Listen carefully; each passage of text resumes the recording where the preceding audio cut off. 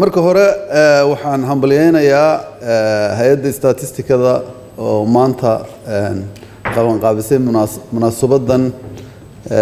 lagu weyneynayo maalinta statistikada Afrika waana sharaf bayanigana ii tahay inaan idin soo qayb galo goobjoog ka noqdo waxa la isku wada raacsan yahay in xog la'aanteed aan waxba qabsoomin statistikadu waa furaha qorsheynta qorsheena qaranku ma noqon karo mid xaqiiqada ka turjumaya ama halkaan rabnona gaarsiiyo haddii aynaan haysan xog ama statistika sugan oo tayo leh oo la isku halayn karo inagoo qura maaha adduunka inta horu martay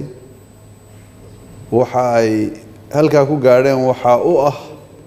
aasaas inay xog ay ku saleeyaan qorshe kastoo ay sameynayaan waxaan loo yaqaano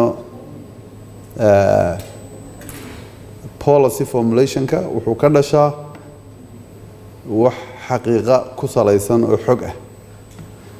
sida darteed aad iyo aad waxaan ugu faraxsanahay inaynu maanta leenahay hay'ad statistico oo runtii muddooyinkan dambena samaysay horumar aad u wanaagsan waa uga mahad celinayaa wasiirka qorsheynta iyo agaasimaha guud ee hay'adaba dadaalka ay u galeen Soomaalidu waxay tiraahdaa biyo sacabadaada looga dhargaa in badan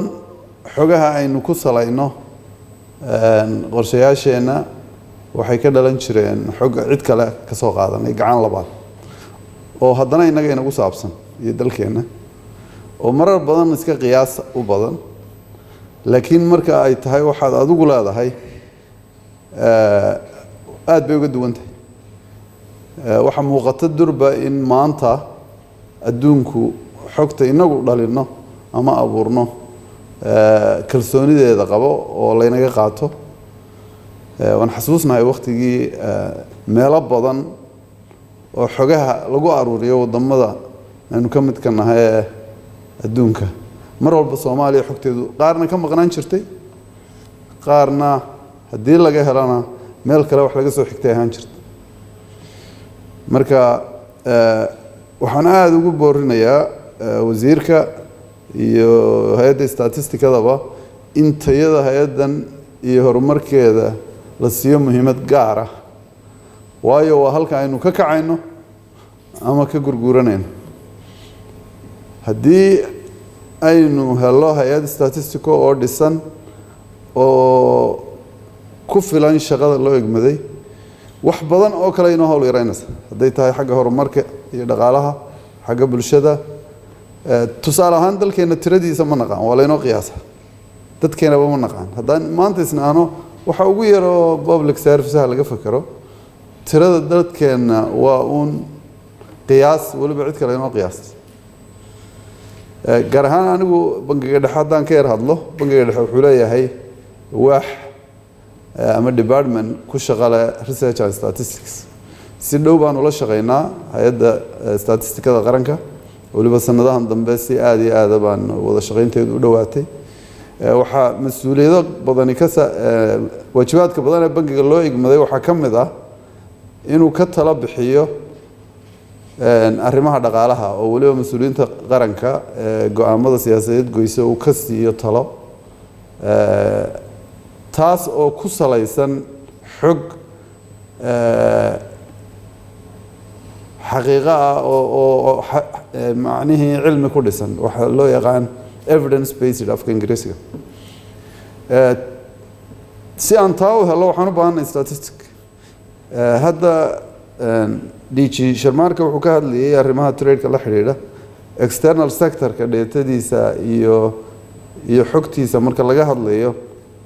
national account waa waajibaadka bangiga dhexe ka mid tahay laakiin de hay'ado badan baan isu kaashanaa hadday tahay dekeda hadday tahay immigration hadday tahay financial sector-ka iyo lacagaha dibadda ka yimaada kuwa u baxa marka qaybta muhiimka ah si ay sidaan rabnay ugu qabsoomaan bangiga dhexe wuxuu dadaal badan ka galay horta inuu sameeyo casriyeyn waxaan digitalizationka afka ingiriisiga lagu yidhaah the more aan ka dhigno nidaamyadeena inay digital noqdaan waxay noo fududaanaysaa in xogtuna aanay naga qaldamin si fudud oo dhaqso badan loo helo hadda dhinaca wasaaradda maaliyadda waan ogahay customska waxay ka wadaa digitalizationka qayb uu ka yahay oo tan la casriyeynayo bangiga dhexe wuxuu leeyahay national payment oo maanta one click baa kaa xigtay inaad dad doonto the last 2 years waxa la wixii lacag dalka baananku is dhaafsadeen ama lacag dalka dhex martay waan sii kordhinaynaa insha Allah dhammaan hay'adaheennuna haddii ay wadaan waxay sahlaysaa transformationka dhaqaale ee aynu ku hamiyeyno inaynu si fudud u helo waa furaha waxaanan runtii mar labaad hambalyeynaya munaasabadan statistikada maalinta statistikada Afrika waxaanan insha Allah bangiga dhexe qaybteeda ka qaadan doonaa dib u dhiska iyo casriyeynta iyo la shaqeynta statistikada oo collectively waxaynu u baahannahay inaynu isugu tagno iyadoo nagu hogaaminayo wasiirka qorsheynta iyo hay'adda statistikada hadal dheer halkan isuma taagin hambalyeynta inaan codkayga ku biiriyo baan u kacay